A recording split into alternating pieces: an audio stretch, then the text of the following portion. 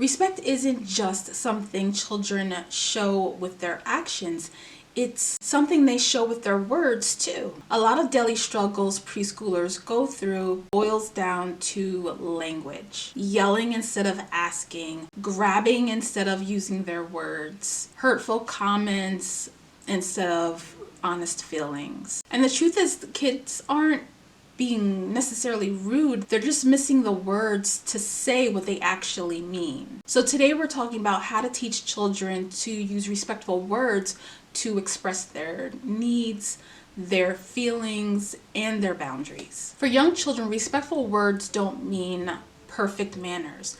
They mean learning to communicate with others without hurting them. So at this age, respectful words sound like, "Can I have a turn? Please stop. I need help. I don't like that. Thank you." These simple phrases give children tools instead of reactions. And when they have the right words, they are less likely to yell, grab, or melt down because the communication starts to replace the conflict. And one of the biggest ways children learn respectful speech is again through modeling. They listen to how we talk when things are calm and when they aren't. When we say, "I'm frustrated, I just need a minute. Please wait and I'll help you soon. I didn't like how that sounded. Let's try it again." Kids learn how to communicate without shutting down or without exploding. They learn that feelings don't have to become hurtful words. If you like help practicing this kind of modeling, I have a set of mini empathy lessons that show simple real life language you can use with kids to build calm communication and kindness, whether you're at home or in the classroom, and the link will be in the comments. A super simple way to teach respectful language is through something called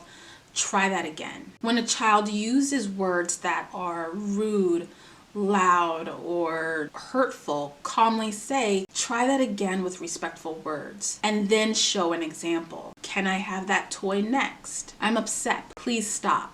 You're not ignoring the need, you're helping reshape how the child expresses it. And this keeps teaching moments calm and not confrontational. Another easy strategy is called phrase practice. And just like we practice counting or letter sounds, kids benefit from practicing common respectful phrases over and over. And you can do this by building it into your daily routines. So for instance, during play, say, "Let's practice taking turns." During circle time or some family time, you can ask them, you can say, "Who can show me how to ask for help in a respectful way?" During conflict, you can say something like, "What words can we use instead?" So the more familiar the words become, that's when it becomes more natural for the children to reach for them in real moments. And if your children enjoy learning through play, I created a game called Character Quest for Preschoolers that turn skills like respectful talking, waiting turns, teamwork into fun little challenges kids can practice together.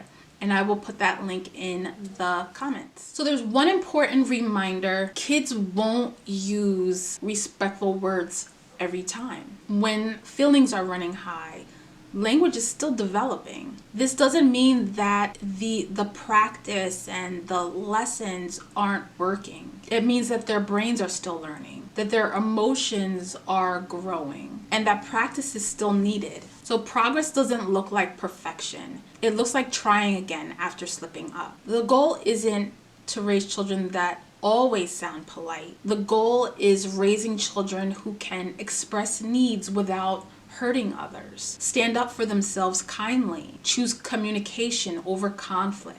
Respectful words help build confident communicators and caring community members. So remember, children act out when they don't have the words. Our job is to give them safe phrases to practice. Calm modeling and repetition lead to real growth over time. In the next video, we'll talk about another important aspect of respect: how to care for our shared spaces and belongings at home and in the classroom.